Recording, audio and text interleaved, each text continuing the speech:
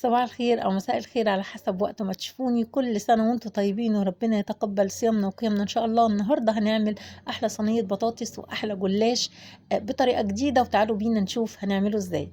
لو عندنا جلاش مكسر أو عندنا لفة عادية كده ممكن إن احنا نقطعها بالشكل ده زي ما انتم شايفين. بصوا قطعناها ازاي، وجبنا صينية ودهناها سمنة كويس جدا، وحطينا نص الكمية زي ما انتم شايفين كده، فردناها في قلب الصينية،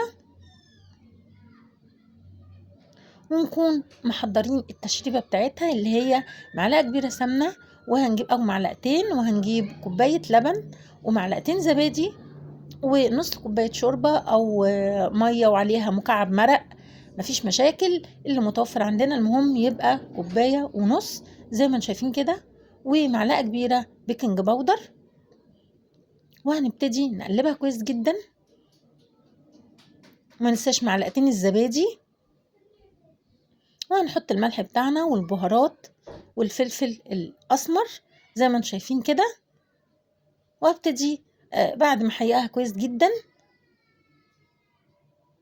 وابتدي اضرب المكونات كلها، الزبادي بالتتبيله بتاعتنا الحلوه ديت زي ما انتم شايفين كده، وحيقناها، وابتدي اشرب نص التشريبه في نص صينيه الجلاش من تحت، وهنكون محضره اللحمه المفرومه بتاعتي الاقتصادية اللي أنا قلت بعد ما أعملها ممكن أبشر عليها جزر أو أحط عليها مجموعة من الخضار، مفيش مشاكل اللي يعجبنا أو المتوفر عندنا، وأحط نص الكمية بتاعة الجلاش من فوق زي ما انتم شايفين كده، وهسقيها ببقية التشريبة بتاعتي.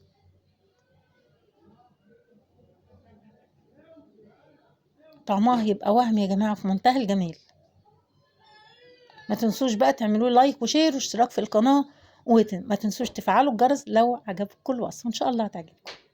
زي ما انتم شايفين هحط من فوق الوش حبة البركة وشوية سمسم، وهبتدي بقى احطها في الفرن. بس ما تنسوش ان بعد كده هبتدي ان انا اقطعها قبل ما ادخلها في الفرن. بصوا بقى الجمال، حاجة كده عظمة. يلا بينا بقى نشوف صينية البطاطس.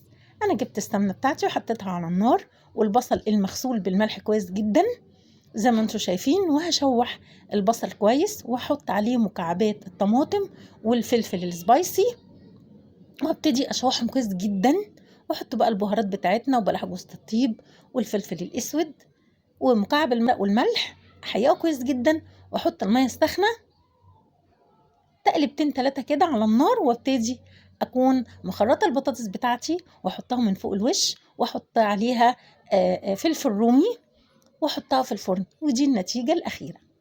حاجه كده اخر طعم. يا رب وصفاتي كلها تعجبكم. كل سنه وانتم طيبين.